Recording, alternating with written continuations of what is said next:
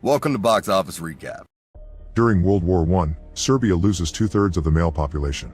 The women stay back to start a new life the best they can, but this also means there are many small towns with few or no men at all. Sisters Ognjenka and Boginja live in Pokrep, which only has one old man left, and as kids, they like to play around the pond next to the cemetery. Nowadays Boginja likes to bathe in that pond, but Ognjenka doesn't approve because legend says the pond is cursed. Their great-grandmother cried out that pond when her husband didn't come home from war, and the tears made it so salty that even starfish can live in it. After crying for 7 days and 7 nights, the great-grandmother thought it was enough and swore from that day on her heart would be tough like stone. Since crying was all she knew to do, she became the best wailer on the mountain. Wailers are women hired to cry at funerals, and from generation to generation, this became the family business, meaning the sisters are wailers too. In this village, if a boy's as tall as a rifle, he's ready for war. As more wars happened in years past, no men left back equals no customers, so wailers' tears are slowly becoming worthless. Only 2 men ever came back to Pokrep, and they also died quickly. The first was crushed by a gravestone, if by accident or because his wife killed him for cheating, nobody knows. The second man knew he couldn't defend a whole village of women by himself and set up a minefield in the vineyard. He never marked down the position of the mines though, because he was afraid the enemy could get their hands on that information and trusted his photographic memory. In the end, his memory failed him and the man died from stepping on his own mines. The minefield he left behind became a problem because the vineyard is the village's main source of income. The remaining women renamed the vineyard into Minyard, and since then, they draw straws to see who will be the next person to pick up the grapes, since most of the time, such chore ends up in tragedy. One morning, the sisters are approached by Nada, who wants to hire their crying services in advance because she's drawn the short straw and is going to the Minyard next. Because she has to pay in advance though, she asks the sisters to give her a demonstration of their wailing performance. Since their client is still alive, Ognjenka has trouble acting well, thus she tries to think of sad things to make herself cry. She remembers the day their friend Sonia got married, but she didn't even get to kiss her husband before he was dragged away to war, and since then she's been mute. This still doesn't help her cry though, so Boginja tries to help by reminding her that she'll be 22 next autumn and yet she's never found love. In fact, considering the lack of men, she probably never will. Ognjenka reminds her sister the same will happen to her, and this gets the sisters crying properly. Hearing about the sad state of their lives, Nada decides to kiss Boginja, explaining that unlike the sisters, she did kiss a man once. This man turns out to be Grandpa Bisa, the only guy left in the village.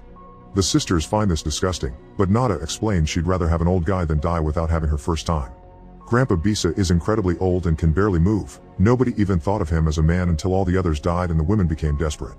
He's growing sicker by the day, but at his old age, there isn't much the villages which can do to keep him with them for longer. Later in the evening, Nada and the sisters go to the local bar where women get together to drink and drown their sorrows, which is harder than it looks because Rashia's band only plays funeral songs, even if they're in a slightly faster tempo. Because Nada is sure she doesn't have much time left, she asks the bartender to drop the cheap drinks and serve spider brandy instead, that way she can go out with a bang. The bartender grants the request and soon every woman in the bar is having hallucinations of the dead men in their lives. Boginja fights with Rashia over a handsome smoking man that unlike the others looks alive, while Ognjenka cries because not even an illusion will have her before she also gets to see a healthy man as she passes out. In the morning, Sonia enters the Minyard and before dying in an explosion, she tells the sisters that she's paid for them to have some fun time with Grandpa Bisa. Sometime later, the sisters go to Bisa's hut, but neither of them wants to go first. Boginja pushes Ognjenka onto the bed, but as soon as Bisa touches her, Ognjenka freaks out and yells, which kills Bisa with a heart attack. For having killed the only man left in the village, the sisters are tied to a stake to be burned. Desperate to get out of this one, Boginja tells everyone she could bring back another better man to make up for Bisa, so the villagers decide to give them a chance. The sisters have 3 days to come back with a man or the witch will make the soul of their great-grandmother rot in a place worse than hell. The siblings ride out of town in search of a man, but it's harder than it looks. The first one they encounter belongs to another female-only town, and those women scare the sisters away as soon as they see them come closer to their guy. The second man they find is actually a woman pretending to be a guy in order to join the army so men can stay back and help repopulate. Eventually the sisters make it to the city, where they're shocked to see that the men from their hallucinations are there. Ognjenka's guy is Dragolub, a circus performer known as the Man of Steel whose main act is launching himself from a cannon. On the other hand, Boginja's man is Arsa, a smooth Charleston singer. Ognjenka and Dragolub get a crush as soon as they look each other in the eye, and Dragolub invites her to fly with him. Usually this is something he sells to any woman willing to pay, but all the girls that are at first screaming for his attention soon move to Arsa when they hear him sing. The path opens for Ognjenka to join Dragolub in the cannon, and they fly away together until they fall into a nearby lake. Dragolub almost drowns, but Ognjenka drags him out of the water and gives him mouth to mouth. Once Dragolub is better, He comments on how impressed he is by Ognjenka and asks her to be his assistant. Meanwhile, Arsa finds himself surrounded by too many women, so to get them off his back, he throws a flower and promises that whoever catches it will be his queen. The women rush to grab the flower that has fallen in the lake as they push each other in the way, and Boginja gets to grab it first, hiding it in her mouth to avoid anyone stealing it from her.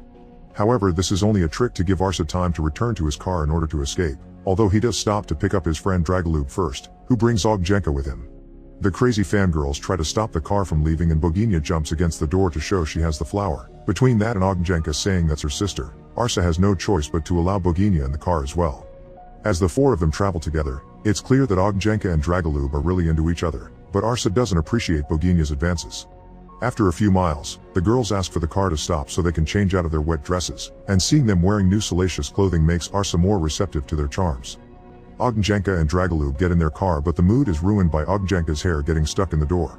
She tries to convince Dragolub not to take them back to Pokrip, but Dragolub refuses because he's eager to see a town full of women desperate for a guy.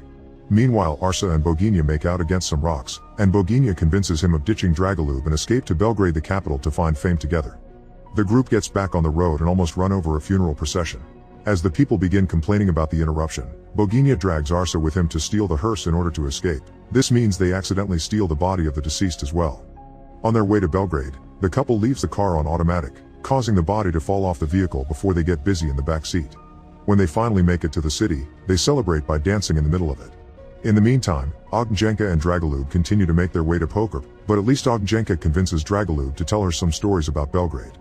The city life is glamorous, and they're about to open a tower called Palace Albania, which will be so tall that it'll touch the clouds. Dragolub hopes someday he can do his show on top of it, perhaps jumping from the roof, although Ognjenka thinks that's too dangerous. Ognjenka begins thinking about trying to convince Dragolub to go to Belgrade again, but she's overwhelmed by guilt for not keeping up her promise to her people and the memory of her great-grandmother, so they stick to their plan to go to Pokrip.